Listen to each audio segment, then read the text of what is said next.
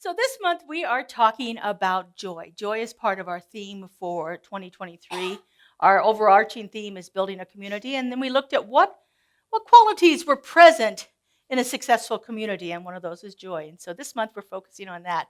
And I'm using a book called The Book of Joy, which is written by Douglas Abrams, but it's an account of the Archbishop Desmond Tutu and His Holiness the Dalai Lama spending a week together at the Dalai Lama's compound in India for his 80th birthday. And it's quite amazing. If you ever have an opportunity to read it or listen to it, I bought the Audible version of it first. And so listening to it in the car, I was laughing like crazy, listening to these two elderly gentlemen cut up all day long with each other. It was quite a wonderful thing. But in this book, they talk about the 8 pillars of joy. And last week, I talked about the first 2, perspective and humility. Those are the first 2. They divide their 8 pillars of joy into qualities of the mind and qualities of the heart. And so the qualities of the mind are perspective, humility, humor, and acceptance. And the qualities of the heart are forgiveness, gratitude, compassion, and generosity. And so this month I'm taking a look at those qualities and seeing what's in there for us to understand about each one of those things. And so this week happens to be humor and acceptance. And I thought we would have a little fun with it today.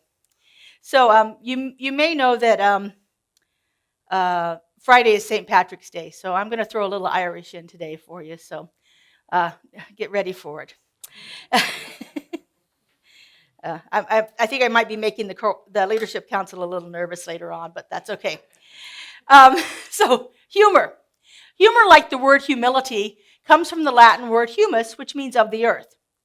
And so humor, humility, those are both traits that ground us and get us back in touch with our roots and our centeredness in this world. If we practice humility, we get away from thinking that we're all that in a bag of chips, and we get back to understanding, that I have my own self do nothing. It's spirit within me that's doing the work that's happening here through me.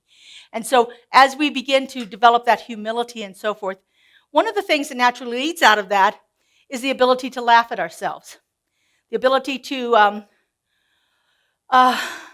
make fun of ourselves because of some of the silliness that we do, some of the traits that we have, some of the qualities, just to begin to look at laughing at ourselves. Sometimes it's self-deprecating humor, and that's okay too. Sometimes it's like, okay, this is me, this is what I'm doing, and you know what? Darn it, it's funny. And so to begin to be able to look at that and to laugh at ourselves is one of our greatest gifts. In the book, Desmond Tutu says this about laughing at yourself. He says, learn to laugh at yourself. It's really the easiest place to begin. It's all about humility. Laugh at yourself and you won't be so pompous and serious. Now, this is a man who's the Archbishop of South Africa, okay? No pompous and no seriousness. If you start looking for the humor in life, you will find it. If you stop asking, why me, and start recognizing that life happens to all of us, it'll make things easier, including your ability to accept others and accept all that life can bring. Humor leads us into acceptance, and so that'll be the second pillar that we talk about today.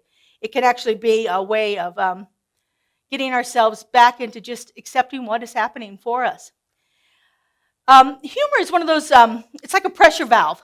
I kind of think of it like that little thing on top of a teapot, and when the pressure builds so much, it's got to come up. And of course, it whistles on a teapot. But it's like there's that release of humor. How many of you have ever hurt yourself and laughed? The whole thing with your funny bone, banging your elbow on something. And what do? We laugh about it because we're releasing that energy. There's like all of a sudden this intense energy of the pain, and it has to be released some way. And one of the ways that we often do that is by laughing, letting that pressure off, letting that steam release. Humor can be a powerful tool for managing our stress and our anxiety. Find something funny to read, find somebody funny to listen to. Whatever it is that you find joy in and humor in, find those things to do when you're under stress, when you're under anxiety. Humor allows us to accept the unexpected. So oftentimes these unexpected things happen in our lives, and we're like, well, what do we do with this? But if we can learn to make fun of it and learn to look at it in a lighter way, then we can begin to accept it. And again, that helps manage some of those stressors that we have when we are feeling uncertainty. The other thing that the Archbishop talks about is how humor allows us to speak truth to power in a way that people can hear. So for instance, he gives an example of telling the story about people with big noses and people with small noses. And he, of course, has a very large nose. And so as he's telling this story and laughing at himself for his physical feature on his face and so forth, he's actually relating a story about prejudice. And people in the audience actually begin to get an understanding of what he's talking about, but he doesn't ever have to call out that there's prejudice happening here, because he can do it through telling a funny story, a humorous story. He says that it gives you the ability to ignore the severity, but a way to speak truth that others can hear. And so, we often have these difficult situations where we have to have hard conversations with people. And sometimes if we can find a little place for humor in it, and oftentimes, like I said, if we turn it towards ourselves, then the other person doesn't feel like we're putting them down. And we can laugh at ourselves and use ourselves as examples in the situation, then that begins to give the other person a place to feel similar feelings. Because they realize that, if you've got it, they've got it too. Humor can be very cruel. We've all heard those jokes that are just horrific. And we've often found ourselves laughing at them in spite of the fact that they are horrific. But humor can also be a powerful tool to help us move through things together. So as I said, this is coming up on St. Patrick's Day. St. Patrick's Day is the day that everybody gets to say they're a little bit Irish. So we're going to do a little fun with St. Patrick's Day. You may know some of these humorous jokes that the Irish have. They are actually known for their humor. But one of the things that I really love about Irish humor is a thing called a limerick. So, limericks, I used to teach a poetry unit to my students when I was teaching school, and that was one of the things that they had to write. They had to write several different kinds of poems, but I always made them write a limerick too. So in case you're not sure what a limerick is, I'll give you an example here. The limerick packs laughs anatomical into a space that is quite economical. But the good ones I've seen seldom are very clean, and the clean ones so seldom are comical.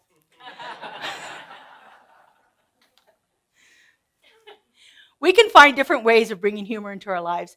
We can do it through different forms of humor like this. Or we can go to places where, Las Vegas happens to be very fortunate to have a plethora of comedians doing shows here. There's so much humor that you can find on television, books that you can read. I love to read an author who's got a quick wit. I just think that's one of the best things that's ever out there. Is if an author can turn that phrase and make me laugh while I'm reading their book, I think that's masterful. So, humor can help us find more joy in our life, but so can the practice of acceptance. Now, acceptance is not resignation or defeat. Acceptance is a quality that brings to you a sense of peace. It's that phrase, and that phrase has been often overused. It is what it is. Sometimes people will say that to me, and I'm like, it kind of irritates me when they say it, because I'm like, yeah, well, I don't want it to be what it is. But it is what it is. This is when we can learn to look at something and say, okay, this is what I'm faced with right now. What do I do with this? How do I begin to accept it? When we're faced with difficulties, we often want to rail against them. We want to struggle. We want to fix it. We want to fight against it. We really want to do anything possible to have that not be our experience. But if we accept it, and we accept that we are not able to solve the problem right now in the space that we're in, that gives us control over our thoughts and feelings. If I can begin to say, okay, this is what it is, this is what's happening for me right now, what is here for me? Instead of asking that question, why is this happening to me? I ask the question, what is here for me? And I can begin to see a clearer picture of how I can adjust my thoughts and feelings and have a different experience in this situation. The situation is what it is. It's happening. And there are times in our lives when we cannot do anything about that. But if we can begin to accept it and say, okay, what is here for me to know? Where am I to grow? What kind of things are here for me in this situation? Then I begin to have control over how I feel about it, my thoughts and my feelings around it. This is where one of my favorite practices, it's a Buddhist practice called metta, M-E-T-T-A. In English, we call it loving kindness. And this practice of loving kindness is very powerful in allowing us to get to that place of acceptance.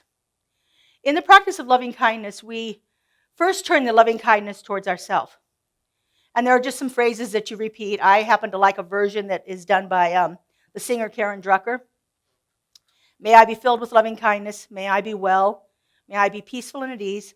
And may I be happy. And once you get centered within yourself, then you can turn it outward to the situation, to the people involved in the situation, and just change the I to you. And then you can go even further with that and bring the two of you together and say that may we be filled with loving kindness. May we be well. May we be peaceful and at ease. And may we be happy. There's no part of that where I'm acknowledging that this is not painful.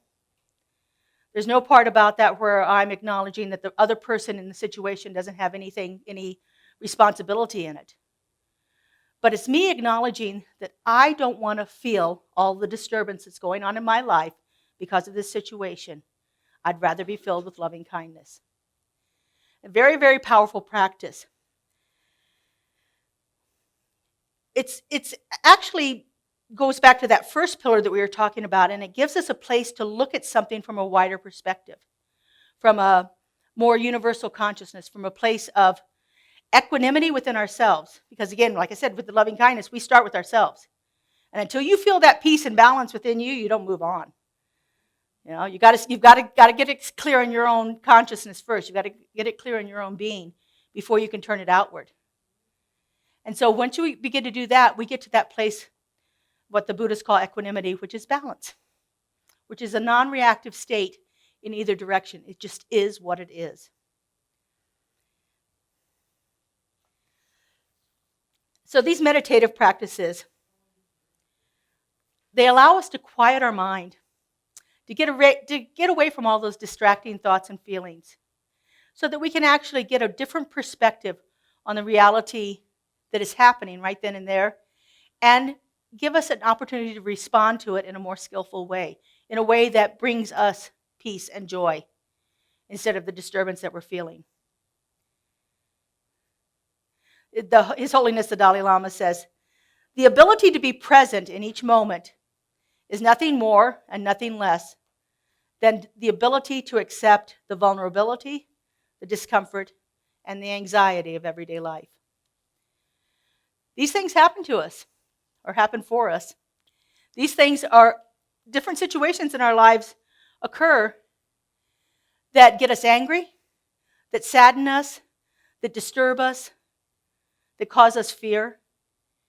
And we can spend time stuck in those emotions, or we can begin to get to a place of more peace. So here's another limerick for you. At times I'm so mad that I'm hopping. My angriness sets my veins popping.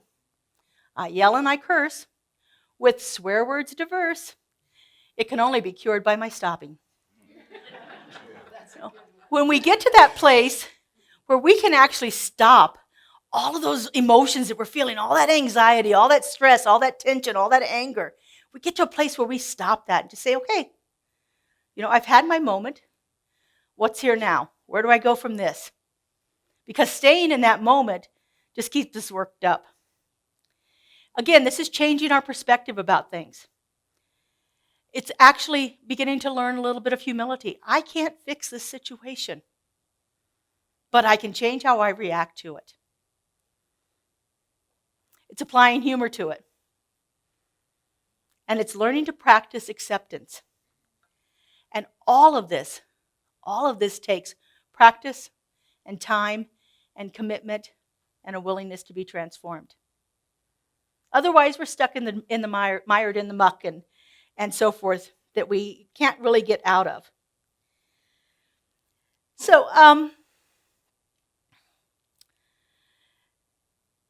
as I said, this coming Friday is St. Patrick's Day, and so I wanted to take some of this into a practice for you. And one of the things that we kind of like to do here in our center is a thing we call reverse offerings.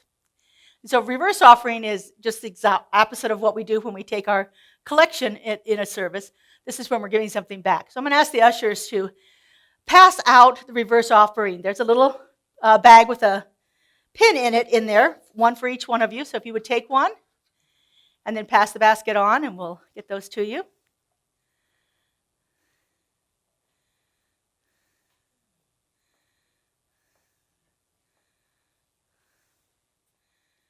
We're going to use your little gift here as a spiritual practice. I'm all about the practice. I am all about finding ways to actually take these things that are high and holy ideas and put them into real life work in my life, real action in my life to bring about that change. As I said before, we can stay stuck in the bad feelings that we're having, or we can change how we think about them.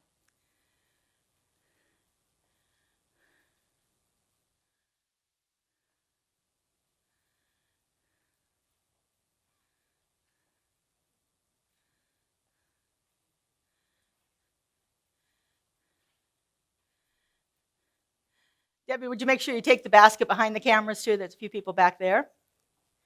As soon as everybody has one.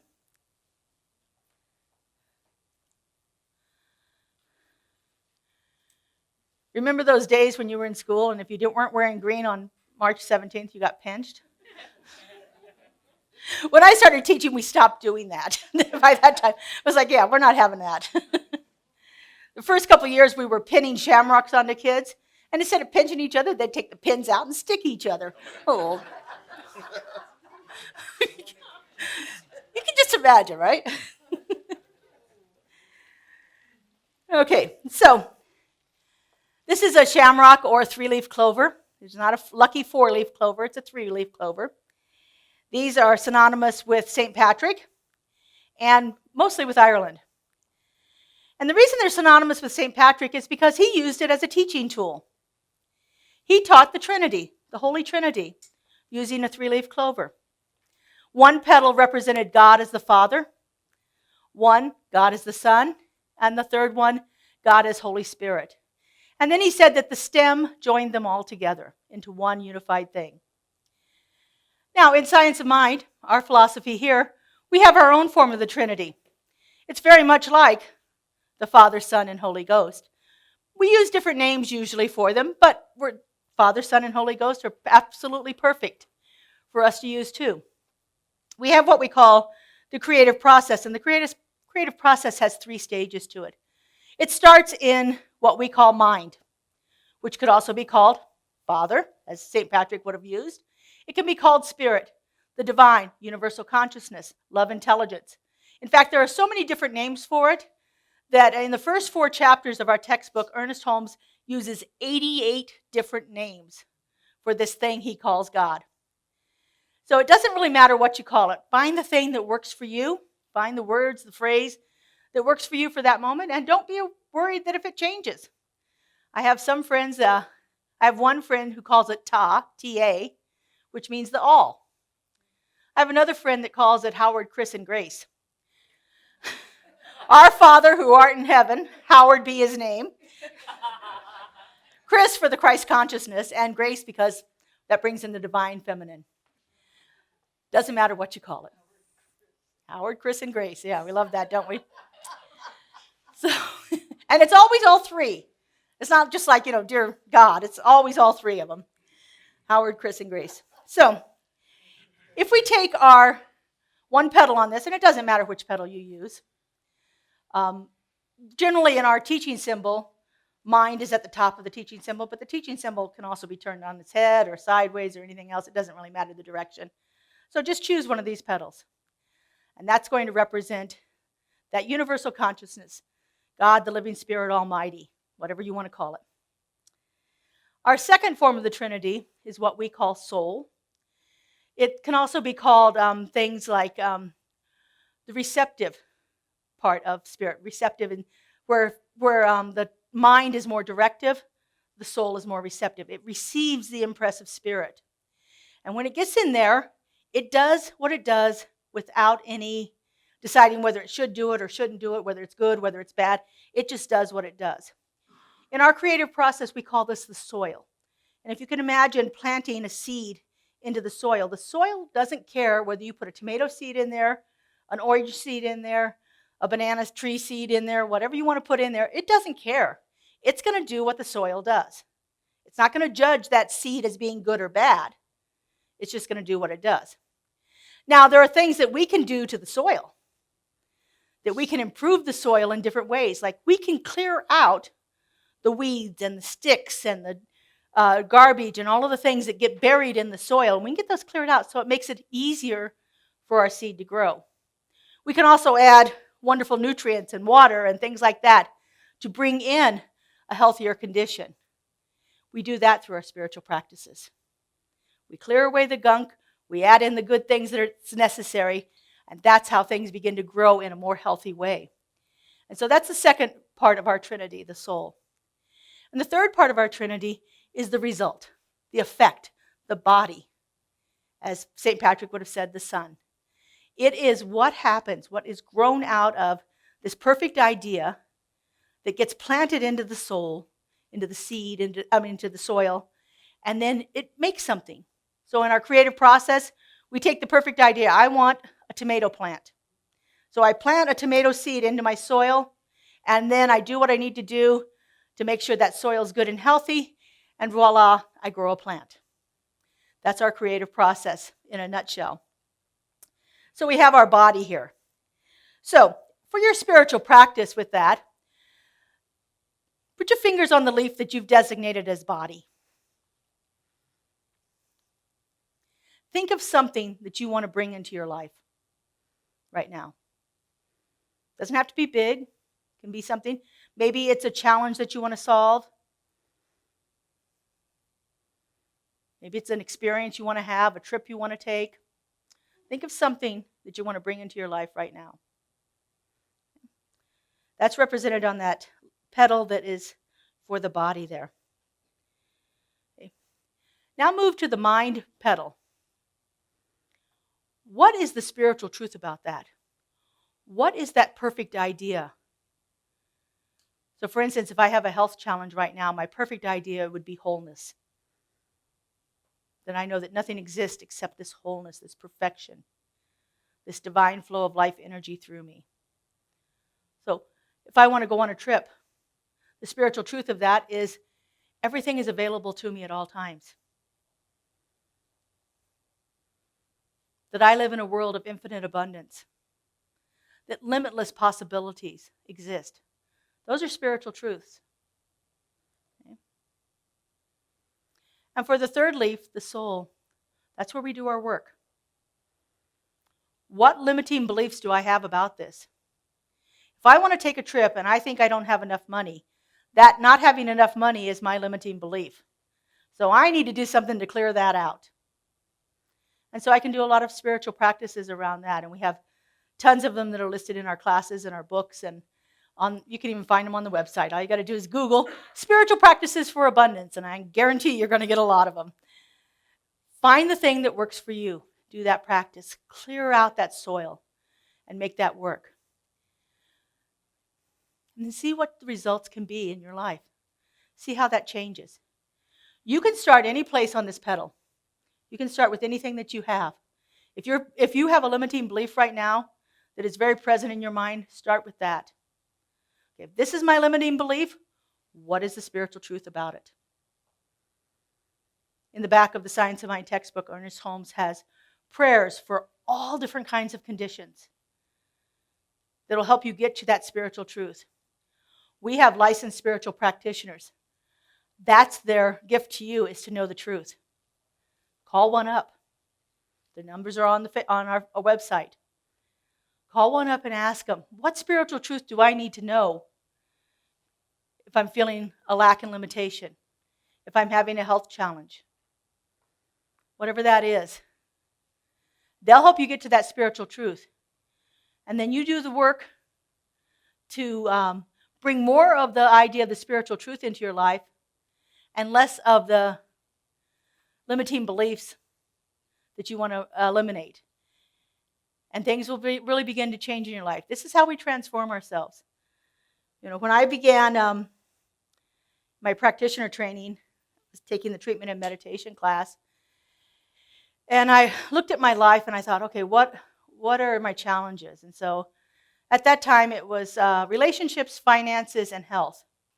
And so every day as I was driving to work, I did a treatment for those three things. And it was interesting to watch how those things shifted in my life. For my treatment about finances, I started with a spiritual truth that wasn't quite there, that stretched me just a little bit. And that was, I have all I need to pay my bills on time. And it made me stretch a little bit because okay, but I'm not paying my bills on time. So is that true? Well, the truth is I have all I need. I just am not choosing to do it. So I worked with that, and it was amazing. Within 2 weeks, everything was up to date. I thought, well, this is cool. So then I thought, well, let's see what I could do with it next. So I changed it to I have all the money I need to pay my bills on time and have money left over.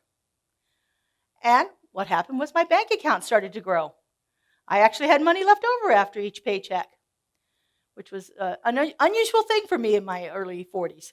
So then I went to, I have all I need to pay, I have all the money I need to pay my bills and have money left over to do the things I want to do and support the causes I believe in. And then I began the practice of tithing. And that shifted everything for me. Because tithing is about giving from the consciousness that I already have enough. I'm not depleting myself. In this book, the Book of Joy, Desmond Tutu says, I don't think God's very good at math. He says, because no matter how much I give, God always makes sure I have enough, and more and more and more. He says, I don't think God can subtract right. He said, I should have less if I'm giving, but what I find out is I have more. And so it's been a wonderful practice to do that. So find those things in your life that are causing you some difficulties, some problems, and see if you can use a practice like this of looking at it. Again, what do we do here? We change perspective. We looked at the same thing from 3 different angles, from that holy trinity of mind, soul, and body, and began to see what we can do to change things in our lives with it. So let's take this into prayer. So prayer is one of our most powerful spiritual practices. As I just said, I learned to change my life by changing the way I prayed. And so our form of prayer is called affirmative prayer. It has 5 stages. In the first stage, we recognize that one. Again, all of those names that I went through, all of those qualities of it. We are speaking spiritual truth about the divine. In the second stage of the treatment is based on the premise if God is all this and I am one with God, then I am all this too. And then we call that stage unification. The third stage, we just speak spiritual truth about the condition that we're treating about. Fourth stage is to give thanks, because really thanks is the only prayer we ever need to do. And then we release. We let it go. So if you would, with me, just turn within. I'm going to invite the practitioners to stand and surround the sanctuary here with their consciousness. These beloveds spend a minimum of 4 years studying. And then they have to take a really big test and a licensing panel to get to the place where they are. Each one of our practitioners here has been in service to this community for, I think, a minimum of 3 years. You're the youngest, yeah? Or the newest? All right. So if you would with me, just turn within. I do that by closing my eyes and taking a breath. It centers me in my body, brings me fully present into this moment.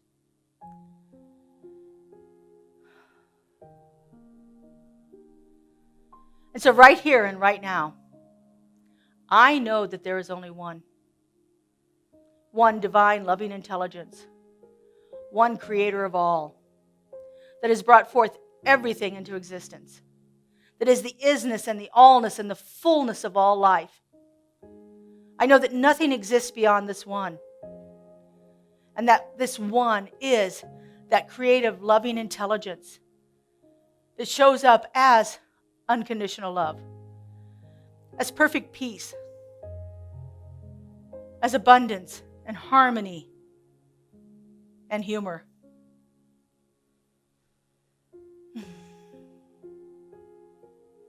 And because I know that there is only this one, I know that I am one with it. I know that all that I am, all that I have ever been, is a perfect and divine emanation of that creative love intelligence. I know that I am blessed with abundance and wholeness and perfection and love. And as I know this is true for me, I know this is true for everyone, because there is only one. And that each one of us is that perfect and divine manifestation of love. And so knowing this, I speak my word. Right here and right now, that I know that each one of us has within us all that we could ever need. That the perfection and the fullness of the divine is showing up beautifully and easily as each one of us. And I know that when we experience a challenge in our lives and turn to that truth shows itself up. It is magnified and multiplied, pressed down and running over. That is the very nature of who we are. It's who we've always been. It's who we will always be. Nothing but that perfect emanation of the divine. And how good it is to know this, how good it is to see it in action in this community, how good it is to feel it in my own life. I am so grateful, and I release this word into that divine, creative, love intelligence that knows no lack or limitation, that's always saying yes for the unfoldment of the highest and greatest good of all. I let it go, and I let it be. And together we say, and so it is. Amen.